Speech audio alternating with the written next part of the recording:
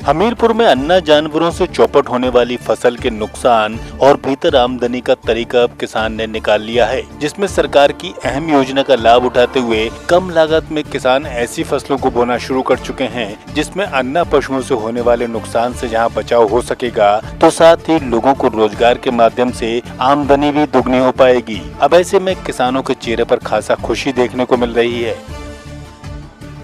हम बात कर रहे हैं हमीरपुर के सफल किसान धीरेन्द्र उर्फ उत्तम सिंह की, जिन्होंने अन्ना पशुओं से नष्ट होने वाली फसलों को कम लागत में 50 बीघे में तुलसी की खेती कर अंजाम कर दिखाया। किसान के अनुसार अन्ना पशु तुलसी की फसल को नहीं खाते हैं, जिसके चलते इसमें लागत भी कम आती है और बचत अच्छी हो पाती है। इसी के साथ आयुर्वेदिक खेती के लिए सरकार द्वारा बढ़ावा भी दिया जाता है।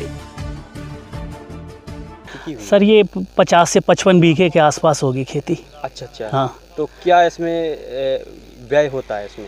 अब तो सबसे बड़ी चीज़ तो ये हो जाती है कि जो हमारे छोटे वर्ग के लोग हैं, महिलाएं हैं, जी। जो बेचारी बाहर नहीं जा सकती, उनको सबसे पहले काम मिल जाता है जी। रुपाई का काम है, निराई का काम है, परमानेंट उनको काम रहता है जी। तो यहाँ से 200 रुपये पर लेबर करके 30-40 लेबर लगी रहती है भैया। अच्छा।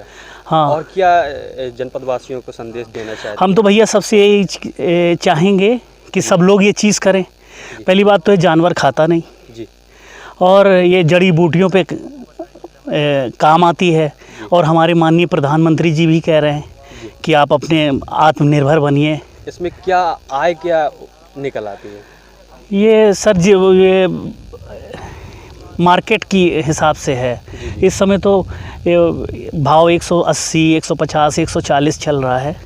अब 15 दिन 20 दिन बाद आती है तो किस रेट पे जाना ये तो कंफर्म बताया नहीं जा सकता। लगभग मेरे हिसाब से 120 तो होनी चाहिए जी। बिदोखर गांव में इस बार पहली बार यहाँ पर श्री पुत्तन सिंह द्वारा तुलसी की खेती प्रारंभ की गई है। उसी के परिप्रेक्ष्य में यहाँ पर तुलसी की खेती की फसल का निरीक्षण करने आए हुए थे जी।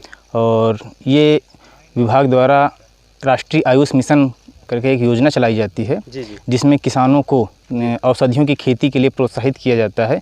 उसमें तुलसी, अश्वगंधा, सर्पगंधा और भी अन्य कई औषधियों की खेती शामिल है। इसमें इनकी फसल काफ़ी संतोषजनक है और अच्छी इनकी ग्रोथ पौधे की चल रही है। वैसे अपने जनपद वासियों को क्या जो है निर्देश देना चाहते हैं कि ये खेती सब लोगों को करना चाहिए?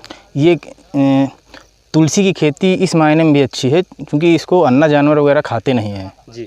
तो यदि इस खरीफ की फसल में जो लोग तिल करते हैं या अन्य फसलें करते हैं उसके अपेक्षा यदि तुलसी की खेती कराई जाए तो उसमें किसानों को ज़्यादा प्रॉफिट हो सकता है। अच्छा। और जो भी खेत परती छोड़ते हैं तो उनको अवश्य रूप से तुलसी खेती करानी चाहिए।